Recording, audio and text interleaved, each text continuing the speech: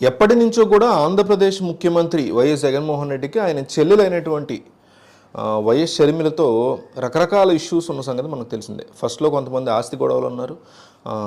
అట్లాగే వైఎస్ఆర్టీపీ పెట్టి తెలంగాణలో ఉంది కాబట్టి ఇక్కడికి సంబంధించినటువంటి గొడవలు కాదు, అవి వేరే గొడవలు, లేదా ఒకవేళ గొడవ ఉన్నా కూడా ఆంధ్రాలో పోటీ చేస్తారు తప్ప తెలంగాణలో ఎందుకు పోటీ చేస్తారు ఆమె అంటూ కూడా రకరకాల వ్యాఖ్యలు చేసిన సందర్భాలను మనం చూసాం.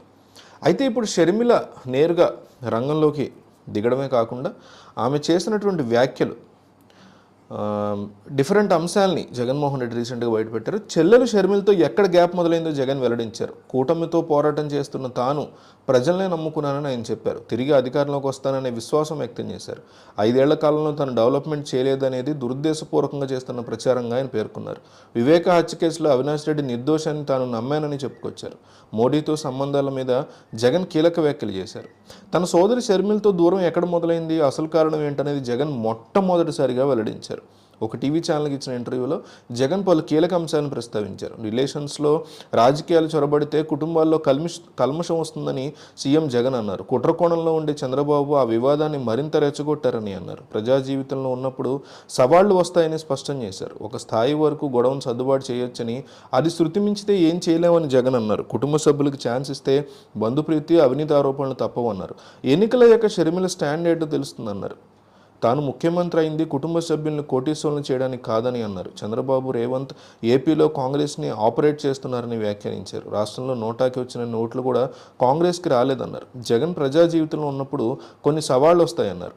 మనం తీసుకునే సిద్ధాంతాలు మన క్యారెక్టర్ని నిర్వహిస్తాయన్నారు.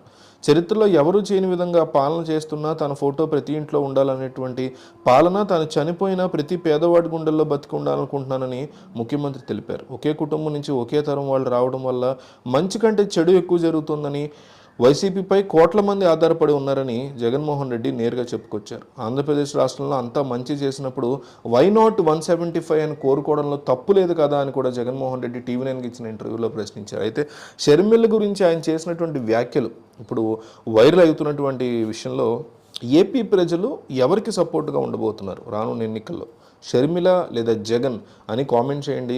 ఆంధ్రప్రదేశ్ ప్రజానీకం యొక్క అడుగులు ఎటువైపు ఉన్నాయి, ఆంధ్రప్రదేశ్ ప్రజానీకం యొక్క ఆలోచనలు ఎటువైపు ఉన్నాయి అనేది ఈ ఒక్క వీడియో చూసినప్పుడు ప్రతి ఒక్కరికి అర్థం కావాలి. కాబట్టి వీడియో చూసి వెళ్లకుండా కంపల్సరీ కామెంట్ చేయండి, ఐ సపోర్ట్ జగన్ లేదా ఐ సపోర్ట్ షర్మిల. ఎందుకంటే వైఎస్ రాజశేఖర రెడ్డి కుటుంబంలో ఎన్నడూ లేనంత అతిపెద్ద తలకాయ నొప్పి వచ్చి పడింది. సో దీన్ని సార్ట్అవుట్ చేయాలంటే జగన్ ఎట్లాంటి నిర్ణయాలు తీసుకోవాలనేది కూడా మీరు కుదిరితే సజెస్ట్ చేయండి. కానీ ఏపీ ప్రజలు జగన్ వైపు ఉన్నారా, షర్మిల వైపు ఉన్నారా అనేది మాత్రం ఈ వీడియో చూసినప్పుడు ఖచ్చితంగా తేలిపోవాలి. కాబట్టి వీడియో చూసి వెళ్ళొద్దు. ఐ సపోర్ట్ షర్మిల లేదా ఐ సపోర్ట్ జగన్ అని కామెంట్ చేయండి.